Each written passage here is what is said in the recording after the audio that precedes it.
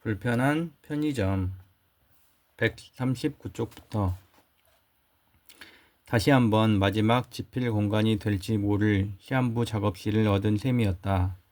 서울 생활도 작가 생활도 연극인 생활도 마지막이 될지 모를 그곳은 용산구 청파동의 빌라 3층이었다. 엄마가 작가 언니 오면 동네 구경도 시켜주고 그러라고 했는데 어쩌죠? 제가 이따 남친 차로 같이 광주 내려가야 해서요. 괜찮아요. 저 혼자 잘 다니니까 겨울 동안 깨끗이 잘 쓸게요. 아하, 역시 쿨하시구나. 우리 엄마는 좀 깐깐한데. 배우 생활 하셔서 그런가 작가 같지 않고 시원시원해 보이세요. 배우는 은퇴했어요. 깐깐한 작가 맞아요. 인경이 미간을 찌푸려 고급스러운 인상을 지어 보이자 희수쌤의 딸은 우레와 같은 폭소를 터뜨려 주었다. 좋은 사람들이 좋은 아이들을 낳고 키우는구나. 토지문화관의 마지막 날에 희수쌤에게 들은 대답이 떠올랐다. 쌤 덕분에 정말 잘 지냈어요. 그런데 저한테 왜 이렇게 잘해주시는 거예요? 쓸데없는 질문이었지만 그녀는 그렇게 구차하게라도 마음을 표현해야 했다. 희수쌤은 잠시 골똘한 표정을 짓고는 이렇게 말했다. 밥 딜런의 외할머니가 어린 밥 딜런에게 이렇게 말했다고 해요. 행복은 뭔가 얻으려고 가는 길 위에 있는 것이 아니라 길 자체가 행복이라고. 그리고 네가 만나는 사람이 모두 힘든 싸움을 하고 있기 때문에 친절해야 한다고. 그녀는 이번에 나선 길에서 인경을 만났을 때 왠지 모르게 밥 딜런 생각이 났다고 말했다. 충분한 대답이 된 까닭에 인경은 자기도 밥 딜런의 팬이라는 말밖에 할 수 없었다. 밥 딜런이 노벨 문학상을 탄 다음 해 인경도 작가가 되었다. 가수 밥 딜런이 문학상을 받듯 배우 정인경이 극작가가 됐기에 그녀에게도 그 음유 시인은 중요한 위치를 차지하고 있었다. 밥 딜런이 노벨 문학상 수상자로 결정될 즈음 인경은 선배 연출가의 희곡을 비판했다가 공격당했다. 글도 못 쓰는 배우가 주제넘게 아는 척을 했다는 힐난은 받아들이기 힘들었다. 그래서 인경은 틈틈이 써왔던 희곡을 그의 말 한 신문사 신춘문회에 투고했고 보란듯이 당선되었다. 문제는 그 다음이었다. 희곡 작가가 된 뒤로 배우 일은 줄어들었고 그녀가 쓴 희곡은 좀처럼 무대에 설 기회를 얻지 못했다. 희곡 작가가 된 배우를 부담스러워하는 연출자들이 있었고 배우가 쓴 희곡을 진지하게 봐주지 않는 기획자들도 있었다. 인경은 조바심이 났고 자신이 존중받지 못했다고 느꼈다. 그래서 한동안 건드리기만 하면 화를 낼 준비를 하고 살았는데 진짜로 종종 화를 터뜨려 스스로 평판을 깎아내리고야 말았다. 대학로를 떠날 결심을 하게 된 건 배우로서 은퇴한 것이 결정적이었다. 5년 넘게 매해 여름 공연해온 그 작품의 주인공 배역은 언제나 그녀 몫이었다. 27.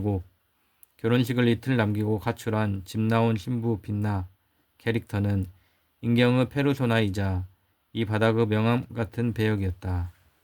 그런데 재작년 봄 제작자는 그녀를 불러 이제는 같이 할 수 없겠다고 통보했다. 제작자는 인경의 생물학적 나이가 어느덧 37이라며 그동안 잘해왔지만 이제 젊은 후배들에게 빛나 역을 물려줘야 할 때가 됐다고 말했다. 거기까진 괜찮았다. 인경이 수긍하자 다음에 좀 더 성숙한 배역을 같이 하자고 그가 덧붙였고 그녀는 비웃음으로 답한 뒤 문을 쾅 닫고 나왔다. 자취방에 돌아와서도 분한 마음은 가시지 않았다. 성숙한 배역이라니 나이가 들어야 맡을 수 있는 배역이라는 뜻인가? 인경은 성숙한 배역 따위 개나 주라고 소리쳤다. 대신 성숙한 작품을 쓰겠다고 다짐했다. 그로부터 2년이 흘렀지만 그녀가 완성한 작품은 몇 편 되지 않았다. 폴더에 처박힌 희곡들은 성숙하다 못해 숙성되어 썩어갈 지경이었고 인경은 대학로를 맴도는 유령처럼 동료들 작품에 스태프로 참여하거나 어줍지 않은 작가님 소리나 들으며 술자리를 채울 따름이었다.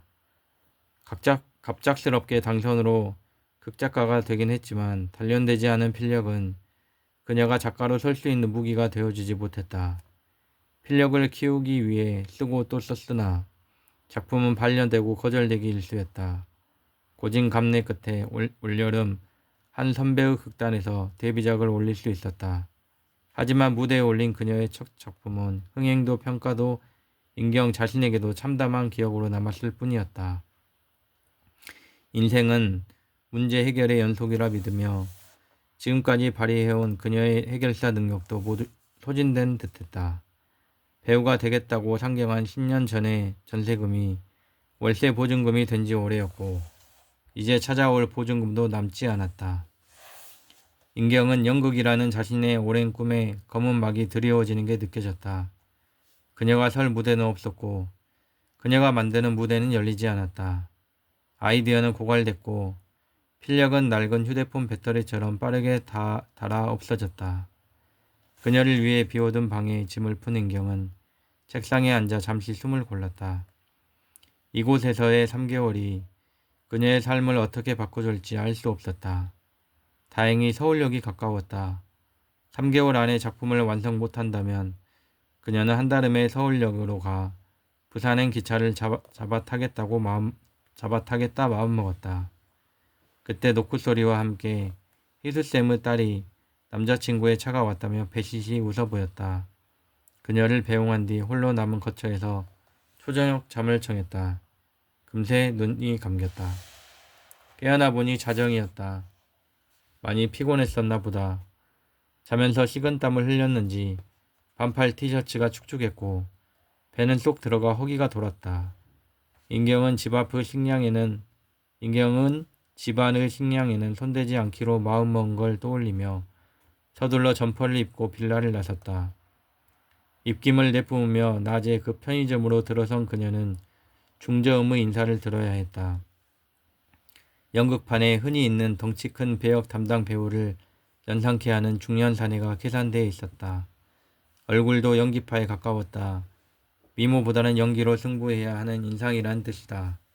아무튼 이 편의점 밤에 도둑 들어올 리는 없겠네 생각하며 그녀는 진열대로 향했다. 쉽지 않았다. 인경이 좋아하는 과자는 하나도 없었고 신성식품 쪽은 더 빈약했다. 김밥도 샌드위치도 인경의 취향에 맞지 않는 것만 있었고 도시락 역시 구성이 부실한 것만 2개 남아 있었다. 아쉬운 대로 냉동만두와 육포를 산 인경은 냉장고로 가 맥주를 찾았다. 그러나 여기 역시 4캔 만원 맥주 중 선호하는 맥주 4캔을 고를 수 없는 지경이었다. 인경은 4캔 만원을 포기하고 하이네켄 2캔만 꺼내 들었다. 도시락은 원래 많이 안 들여 놓으세요? 도시락 팩이 안 남기려고요. 계산대의 중년 사내는 그녀의 질문에 화들짝 놀라며 말을 더듬었다. 글 작업이 한창일 땐 밥해 먹는 것도 번거롭기에 편의점 도시락을 애용하는 그녀로선 안타까운 노릇이었다. 냉동만두를 챙기며 빌라에 전자레인지가 있는지 여부를 확인하지 않은 것이 떠올랐다. 주변을 살피며 전자레인지를 찾았으나 도무지 보이지 않았다. 중년 사내에게 물으니 오늘 고장이 나서 AS를 맡겼다며 죄송하다는 말을 연발했다. 예이, 그 더듬거리는 말투로. 아니, 죄송할 건 없고요. 좀 불편하네요. 어쩌다 보니 불편한 편의점이 돼버렸습니다. 사내의 솔직한 웃음에 고백에 헛웃음이 나왔다. 뭐지? 이런 이색적인 자기 풍자는? 자기가 일하는 편의점을 불편하다고 자처하는 이 중년 사내는 여기에 있기 전 무슨 일을 했을까? 그녀는 사내의 얼굴을 똑바로 바라보았다. 강인해 보이는 하관과 끔찍한 코, 반쯤 감긴 눈에 커다란 등치는 졸린 곰 혹은 지친 오랑우탄을 연상케 했는데 사내는 그것도 모르고 자신을 바라보는 그녀에게 씩 웃는 것이 아닌가. 사내 진미 도시락 좋아하세요? 사내의 뜬금없는 질문에 인경의 눈이 동그래졌다. 그게 제일 인기라 금방 나가거든요. 앞으로 하나 빼놓을까요? 아니요, 그러실 거 없어요. 인경은 서둘러 구입한 상품을 안아들고 편의점을 나섰다. 안녕히 가세요. 낮게 인사하는 사내의 목소리가 느끼하게 들려왔다. 이거야 원. 이빨 빠진 듯한 편의점 상품 구성도 불편하지만 저 양반 존재 자체도 불편하기 그지없구만. 그녀는 오후에 전화를 쓰게 해준 여자 알바가 있을 때만 이곳을 이용하기로 마음먹었다. 오늘은 여기까지 읽겠습니다. 끝. 5월 오늘 며칠이지? 오늘 며칠이죠, 주영아? 22일. 굿밤 되세요.